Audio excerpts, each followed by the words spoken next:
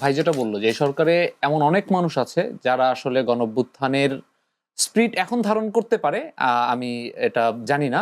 But Sheikh Hasina যদি থেকে যেতেন তাদের ব্যবসা বাণিজ্য দোকান সবকিছুই বাংলাদেশে টিকে থাকতো। হ্যাঁ, তাদের কোনো ক্ষতি হতো না। সো এরকম মানুষ যখন সরকার এসেছে তারা এই সরকারের একটা পাওয়ার স্টেক হোল্ডার।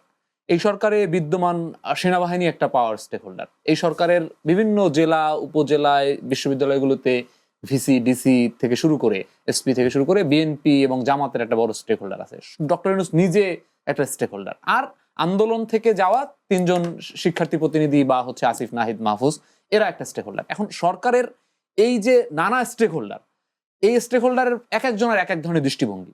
আমাদের দৃষ্টিভঙ্গিটা সরকারের ক্ষেত্রে কমন, যে আমরা চাই যে সরকার, আমরাও চাই মানুষের যে ভোটাধিকার, যেমন আমি আমার বয়স প্রায় 30-এর কাছাকাছি, আমি জীবনে ভোট দিতে পারি নাই, তো আমার তো একটা ভোট দেওয়ার একটা আকাঙ্ক্ষা আছে। কিন্তু এই ভোটটা আবার আমি চাই না যে এরকম যে ঘোষণা দিয়ে গোসা করে একটা নির্বাচন কমিশন মধ্যে গিয়ে ভোট দিতে চাই না।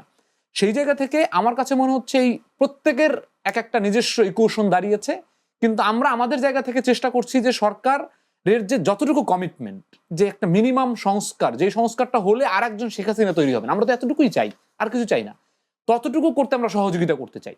তারপরে নির্বাচন করতে চাই, সেই নির্বাচনে যদি গণঅভ্যুত্থানের শক্তি ছাত্রদের এবং নাগরিকদের অংশ আসে, তারা যদি নির্বাচনের মাঠে টিকে রাজনীতিতে আসতে পারে আসবে,